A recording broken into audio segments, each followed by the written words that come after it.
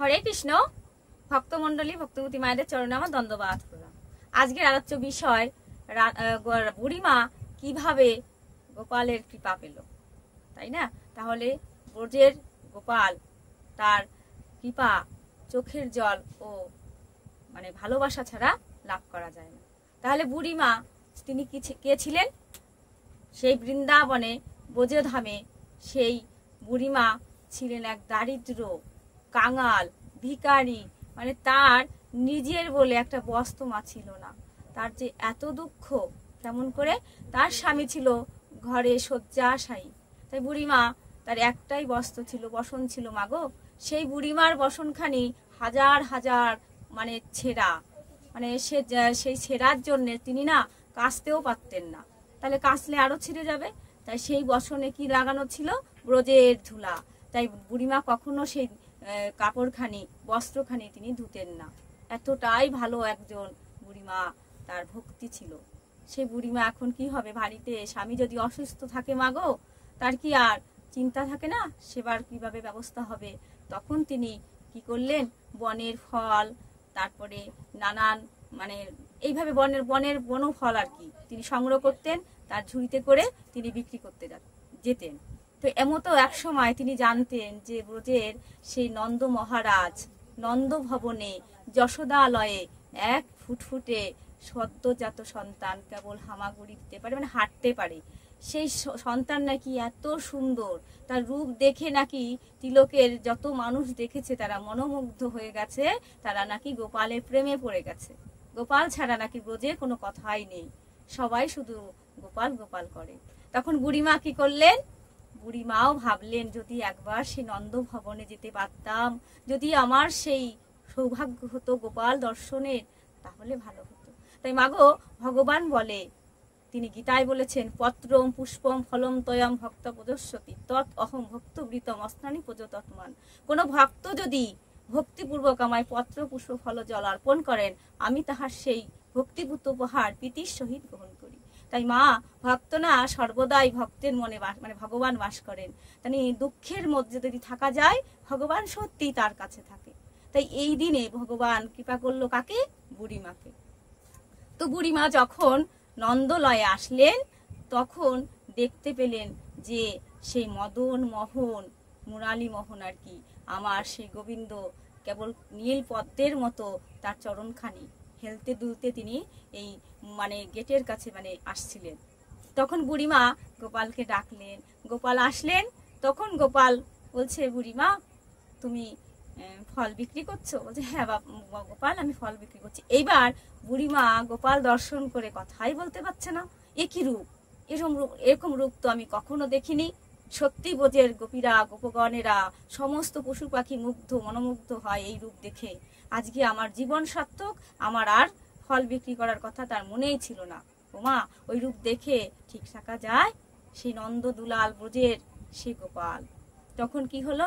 বুড়িমা বলছে, গোপাল তুমি ফল নেবে আমার থেকে? তখন বুড়িমার কথা শুনে গোপাল বলছে, হ্যাঁ হ্যাঁ দাও আমাকে ফল। ভগবান বলছে, সর্বদাই ভক্তের থেকে আমি লোভ করি কি জানো? সেই ভালোবাসা। কেউ যদি আমায় ভালোবাসা করে কিছু দেয়, আমি খুবই লোভ করি তখন সেই সেবার জন্য। তখন বুড়িমা কি করলেন? গোপালকে বললেন, নাও গোপাল তুমি আমার থেকে ফল। বলছে, তার জন্য তো আমাকে মূল্য দিতে হবে গোপাল, তোমার কাছে মূল্য আছে? তখন গোপাল বলছে, আচ্ছা বুড়িমা, আমার কাছে তো এই ব্রজের সবাই আমাকে ভালোবেসে আদর করে কোলে নিয়ে কিছু সেবা দেয়, কেউ তো আমাকে মূল্যের কথা বলে না, তাহলে তুমি বললে কেন? তখন বলল যে, আমি তো দরিদ্র কাঙাল, আমি তো খেতেও পাই না, তাই তুমি আমায় কিছু দাও, তার বিনিময়ে আমি তোমায় ফল দেবো। তখন গোপাল বলল, আগে আমায় ফল সেবা দাও। তারপরে ফলে এইভাবে হাত দিয়ে দিচ্ছিল। তখন আমার গোপাল বলল, বুড়িমা তুমি তো সেবা দিতেও জানো না। কেন? সেবা কি করে দিতে হয়? আমার ব্রজের গোপীরা আমাকে কোলে নিয়ে আদর করে সেবা দেয়, তাহলে তুমি আমায় একটু কোলে নাও। ওমা, তখন সে বুড়িমা বলছে কেঁদে কেঁদে, গোপাল আমি তোমাকে কি করে কোলে নেব? আমার এই বস্ত্রখানি ছেঁড়া নোংরা, তুমি নন্দরাজ তার পুত্র, তোমায় আমি বসতে দিতে পারবো না এখানে। তখন বলে ভগবান, তুমি আদর করে একবার বসিয়ে দেখো। তখন ভগবান করুণা সিন্ধু তিনি কি করলেন? কোলে বসলেন। কোলে বসলে যখন বুড়িমা তার সেই কি হলো, তার সর্বভঙ্গ হয়ে গেল মাগো, কথা বলতে পারছে না, তার শরীরটা যেন সেই মানে কি বলবো সুন্দর একটা মানে কি যেন উনি পেলো, পাথরখানি যেন চলে গেল বুক থেকে, ওনার কোনো দুঃখ থাকলো না, আর সেই ভগবানের সুগন্ধ রূপখানি মানে সে ছড়িয়ে পড়লো। তখন গোপাল সেবা করলো, আর এখন বলছে আচ্ছা বুড়িমা তুমি তো বলেছিলে আমার কাছ থেকে তোমার মূল্যের কথা, তুমি দাঁড়াও আমি একটু আসি। তখন মা যশোমতী কি করছিল, দুয়ারে আঙিনায় ধান শুকাচ্ছিল।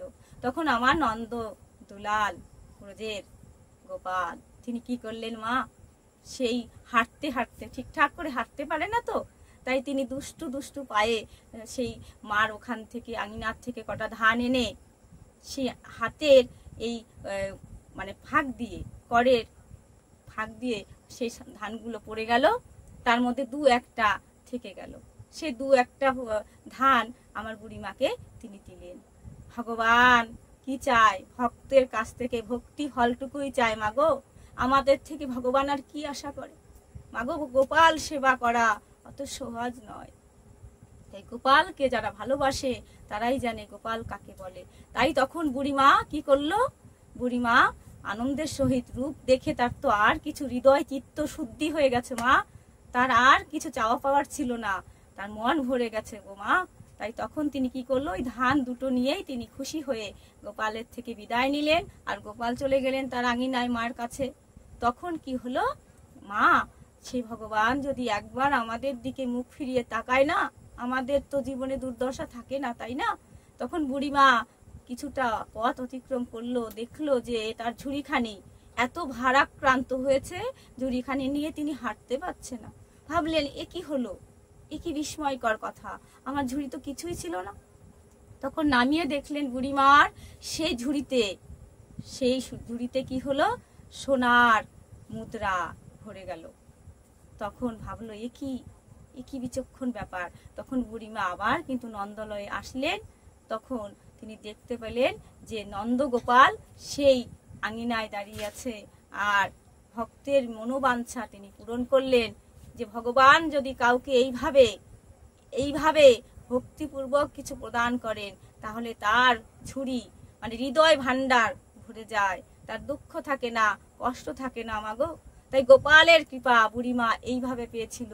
তাই আমরা সবাই যেন গোপালের কৃপা পাই, বুড়িমার মতো করে মন দিয়ে ভালোবাসতে পারি। কিছু দরকার নেই, শুধু তুলসী পত্র আর দুফোঁটা নয়ন বাড়ি দিয়ে যেন গোপাল সেবা করতে পারি, ভগবানের সেবা করতে পারি, তাই না। তাহলে আপনারা গোপালের আশীর্বাদে ভালো থাকবেন, সুস্থ থাকবেন, আর রাধারানীর কৃপায়ও আপনারা ভক্তি লাভ করবেন। তাহলে আজকের এই ভিডিওখানি যদি আপনাদের ভালো লেগে থাকে, লাইক কমেন্ট শেয়ার সাবস্ক্রাইব করে দেবেন, পাশে থাকা বেল আইকনটিও ক্লিক করবেন, আর রাধারানী কৃপায় ভালো থাকবেন। হরে কৃষ্ণ।